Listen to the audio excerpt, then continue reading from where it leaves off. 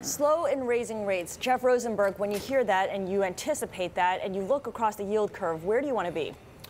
Well, while the Fed has been slow in raising interest rates, the rest of the world has been still in accommodation mode. So that's really kept the lid on long-term interest rates while short-term interest rates have adjusted. So the big story this year is narrowing that dots plot gap that we talked about for years. Yeah. You're now pricing in this Fed path in the front end of the curve. You can take with just a little bit of investment-grade credit risk, you can get 3%, 3.5% yield on 1 to 3 year maturities. This is now the attractive part of the fixed income market, and it's relatively new. Diane Swonk, what do you see in investment as you piece together 2.83% or a higher GDP? Is investment part of that?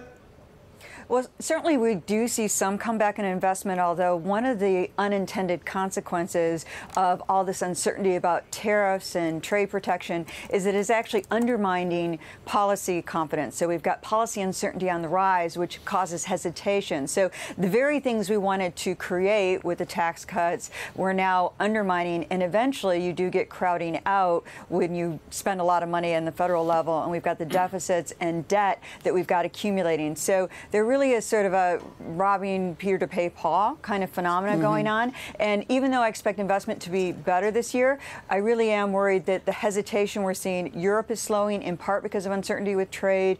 These are issues that have a corrosive effect that's hard to measure in the aggregate, but you sort of see it, whittling away at the sides. And so that's something I worry about. The other point I think is really important, and Jeff made it, is, the Fed's balance sheet. Yep. One of the research reports is, over the course of the year, the disproportionate effect on mortgage rates could be quite larger by the end of the year than Treasury bonds, and that would affect consumers quite a bit, and a housing market that already has affordability problems at the margins because of rising prices. Jeff, let me bring you in here. There's a question for you from one of our Bloomberg Terminal users. They ask, when you look at the growth in total debt, and you could talk about mortgage, federal, state, local, credit card, corporate, et cetera, it takes about $7.50 of new total debt to grow the GDP by $1. How much more can GDP grow, he asks? So it's a little bit tricky because if you lump everything into the mix on total debt growth, you miss a lot of the story, because a lot of the story is about shifting patterns of where is the debt growth coming from, right?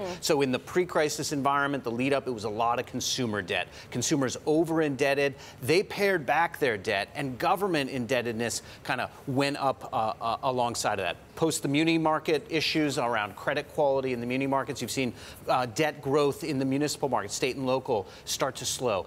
The good news is that the support for economic growth coming forward from the consumer balance sheets have repaired. So if they wanted to take on more debt, and you're seeing it in kind of the decline in savings rate, supporting consumption trends on the consumption side, that's where you can see more debt growth to support GDP growth.